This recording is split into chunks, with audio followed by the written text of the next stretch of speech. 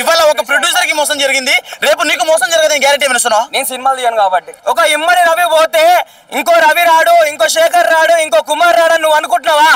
సరే అన్న, ఒక ఇమ్మడి రవిని ఎన్కౌంటర్ చేస్తే మరి సినిమా ప్రైజ్ టికెట్ ప్రైజులు మరి అంతగానం పెంచుతారు కదా, మరి వీళ్ళని ఎన్నిసార్లు ఎన్కౌంటర్ చేయాలి? వాడు వీర అభిమాని ఉంటాడు నాలాగా, వాడు ఏం చేస్తాడు, అరే నేను చూడాలి కంపల్సరీ అన్న సినిమా ఎట్లనన్నా చూడాలని చెప్పేసి వాడు ఏదో దొంగతనానికో ఇంకో దానికో వాడు పాల్పడతాడు. అప్పుడు వీళ్ళ కారణం కాదా? సో టికెట్ రేట్ మంచిగా ఉంటే మేము ఫ్యాన్స్ అనేది మేము ఇమ్మడి రవి కాదు ఇంకో రవి వచ్చినా సరే మేము వాళ్ళకి సపోర్ట్ చేయం, మేము సినీ ఇండస్ట్రీకే సపోర్ట్ చేస్తాం. సినీ ఇండస్ట్రీకి సపోర్ట్ చేసే అతను అయితే మరి ఇమ్మడి రవి చేస్తుంది ఇల్లీగలే కదా? ఇల్లీగలే కదా. సరే నువ్వు స్నాక్స్ పేరుతోని బైక్ పార్కింగ్ ఫీతోని టికెట్లతోని నువ్వు చేస్తుంది అన్యాయం కాదా? ఇంకేంది? స్నాక్స్ బైక్ పార్కింగ్ ఎవరైతే థియేటర్ ఓనర్ ఉన్నాడో అతని చేతిలోకి వెళ్ళిద్ది, అతని జోబులోకి వెళ్ళిద్ది. టికెట్ రేట్ ఏదైతే ఉందో అది ప్రొడ్యూసర్కి వెళ్ళిద్ది, లేకపోతే అదే. సరే నువ్వు స్నాక్స్ బైక్ పార్కింగ్ పక్కన పెట్టు టికెట్ రేటు సరే నువ్వు మాలలో ఉన్నావు స్వామి, ఒకటి చెప్తున్నా నేను.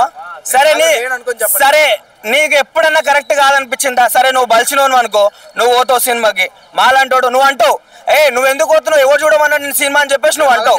ఒక నిమిషం కొంతమంది అంటారు, నేను చూస్తున్నా మీడియాలో కొంతమంది ఏమంటారు, ఎవరు చూడమన్నాడు ఏంటంటే అసలు సినిమా తీసేదే ప్రజలు చూడడానికి కదా, మళ్ళీ మీ నాటకాలు ఏంది మళ్ళీ ఎవరు చూడమన్నాడు అది అనడానికి.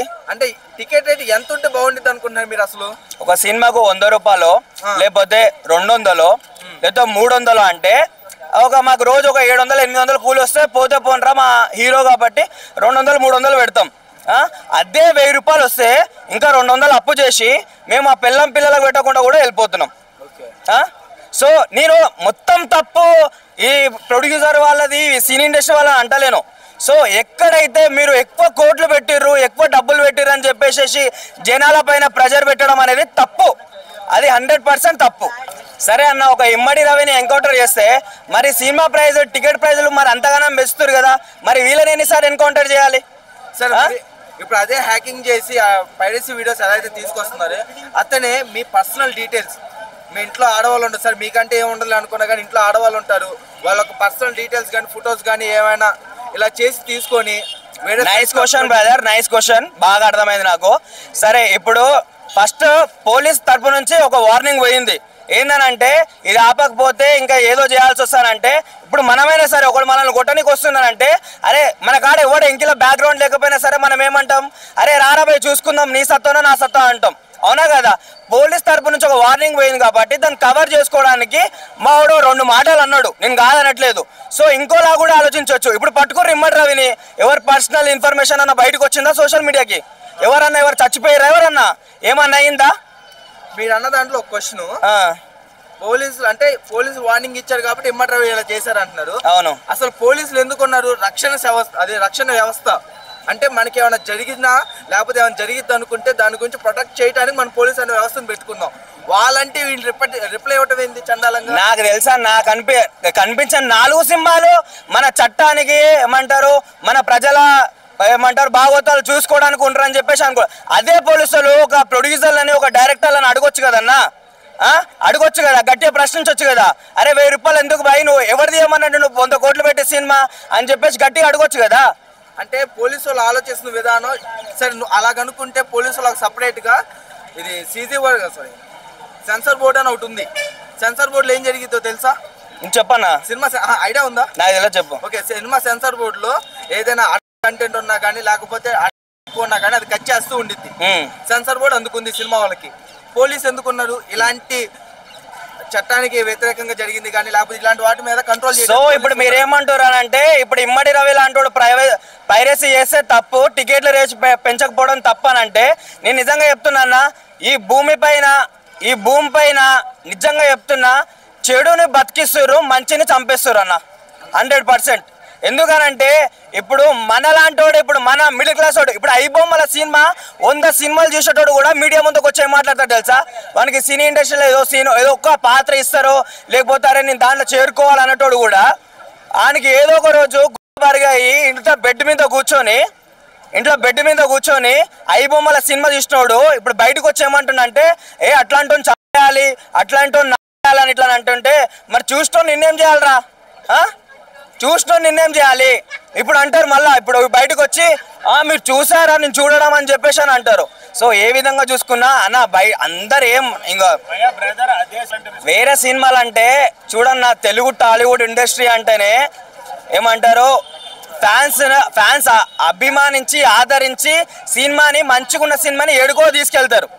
అది ఫేవరెట్ హీరో కాకపోయినా చూడాలరా అని చెప్పేసి ఒక థాట్ ఉన్న పర్సన్స్ నాకు తెలిసి తెలుగు టాలీవుడ్ ఇండస్ట్రీలో. అట్లాంటి వాళ్ళు ఇప్పుడు వాళ్ళని ప్రశ్నించలేరన్న. ఇప్పుడు ప్రొడ్యూసర్ ప్రశ్నించడా, ఎందుకురా మీ హీరో మీ అభిమానమైన హీరోని కాదు కదా ఎందుకు వెళ్ళిన సినిమా అని చెప్పేసి అని అంటారా? బయట ప్రమోషన్లు చేసి అది చేసి వెళ్ళిపోండి సినిమా చూడండి బాగుందని చెప్పేసి బయట ప్రమోషన్లు చేస్తారు అన్న. అయితే మీరు ఒక దొంగకి సపోర్ట్ చేస్తున్నారా? ఇట్లా దొంగని ఓ మంచోని దొంగ అంటున్నావు కదా, నువ్వు దొంగ నాకు తెలిసి. అయితే ఏ విధంగా మంచోడు, ఏ విధంగా దొంగ కాదు, ఏ విధంగా మంచోడు, ఏ విధంగా దొంగ కాదు, ఏ విధంగా మంచోడు అతను? మేమేం చేస్తున్నామంటే ఇమ్మడి రావు ఎందుకు మంచోడు అంటున్నా అంటే ఒక మాటలో చెప్తాను నేను. నా కాడ డబ్బులు లేవు, నేను అందరి హీరోల సినిమాకు పోను. నేను ప్రభాస్, మహేష్ బాబు, అల్లు అర్జున్ నా ఫేవరెట్ కాబట్టి నేను వాళ్ళ సినిమాకు పోతా. మిగతా సినిమా నేను పోలేను, నేను పెట్టలేను. నేను ఆ టికెట్ ప్రైస్ పెడితే నా పిల్లలకి ఒక రోజు తిండి ఆపుకోవాలి, అందుకని ఐ బొమ్మలో చూస్తా. అయితే అన్న ఇప్పుడు అతను దొంగ కాదు అంటే మంచి చేశాడు కాబట్టి దొంగ కాదు అంటున్నావు. రేపటి రోజున నీ ఇంట్లో నుంచి 1 లక్ష రూపాయలు ఎవడో తీసుకెళ్లి బయట ఎవరికో పనిచేసే అతను కూడా దొంగ కాదా? ఏంటిది? నీ ఇంట్లో నుంచి 1 లక్ష రూపాయలు ఎవడో వచ్చి తీసుకెళ్లి ఎవరో వచ్చి నీ ఇంట్లో నుంచి 1 లక్ష రూపాయలు తీసుకెళ్లి వేరే వాళ్ళకి బయట అవసరం ఉందని పనిచేశాడు, అప్పుడు ఆ తీసుకెళ్ళినోడు దొంగ కాదా? ఆ 1 లక్ష రూపాయలు నాకు అక్కడ ఉంటే నేనే కట్టే థియేటర్ లో పోయి సినిమా చూసేది. ఓకే నన్ను మాట్లాడియండి అన్న. ఒక్క నిమిషం అన్న, ఒక క్వశ్చన్ అడిగిన దాన్ని చెప్తా.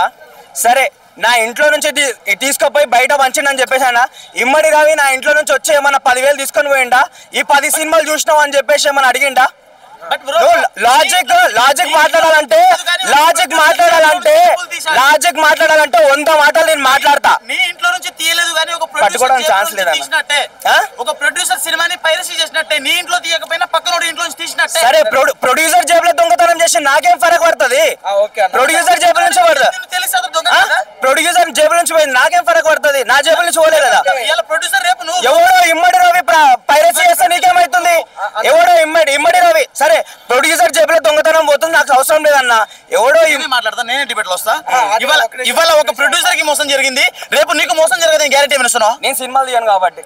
సినిమాలు తీయకపోయినా నీ పర్సనల్ డేటా కూడా ఏమైనా లీక్ చేయదని గ్యారెంటీ ఇస్తావు? సినిమాలు తీయకపోయినా రేపటి రోజున నువ్వు ఆ సినిమాని సపోర్ట్ చేస్తున్నావు, నీ పర్సనల్ డేటా తీయాలని చెప్పేసి గ్యారెంటీ ఇస్తావు? మంచి క్వశ్చన్ అడిగాడు, నేను చెప్తా. అవునన్నా, నేను ఒక మిడిల్ క్లాస్ ఫ్యామిలీని అంటే నేను ఏదో గొప్ప చెప్పుకుంటలేను, చెప్తున్నా.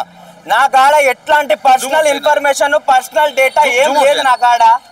ఒకవేళ పెట్టుకోడు, ఎందుకంటే ఒకటి తప్పు చేసిన జదవకు భయం, తప్పు చేసిన లంగా నా కొడుకులకు భయం, మా లాంటి వాళ్ళకి భయం లేదు. అందుకని మేము ధైర్యంగా చూస్తాం. బ్రో అసలు ఆ సినిమాని చూడడమే తప్పు బ్రో. నువ్వెవడు బ్రో చెప్పడానికి? తప్పు చేసినాడు ఏం రాలే కదా బ్రో. నువ్వు అనుకుంటున్నావా ఒక ఇమ్మడి రవి పోతే ఇంకో రవి రాడు, ఇంకో శేఖర్ రాడు, ఇంకో కుమార్ రాడు నువ్వు అనుకుంటున్నావా? ఖచ్చితంగా వస్తారు కదా. అందరిని అరికట్టడం తప్పు. నేను చెప్పేది నువ్వు ఇదే రవిని ఇంత టాలెంట్ నువ్వు ఏదైనా జాబ్ ఇచ్చి ఏదైనా ఇచ్చి క్రిమినల్ కేసులు బాగా అవుతున్నాయి కదా, అట్లాంటి హ్యాకర్ని వాడుకుంటే ప్రభుత్వానికి బెటరు, ఇప్పుడు బయట సొసైటీకి బెటర్.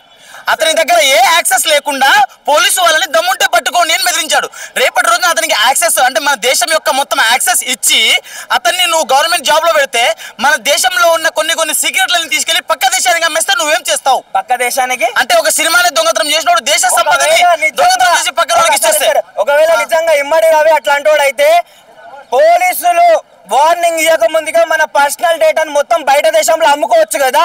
అట్లాంటి ఆ తప్పు చేయని ఈ తప్పు ఎందుకు చేస్తాడు? అతను సేఫ్టీ కోసం ఉంచుకున్నట్టు అనుకోవచ్చు కదా. ఆ సేఫ్టీ ఇప్పుడు పట్టుకోరు కదా, బయట అందరూ వదిలేయచ్చు కదా. అతన్ని పట్టుకున్న తర్వాత అతను ఎట్లా వదులుతాడు? అతని చేతుల్లో కట్టేస్తుంది. వాడు ఒక్కడే నడిపాడు బ్రో.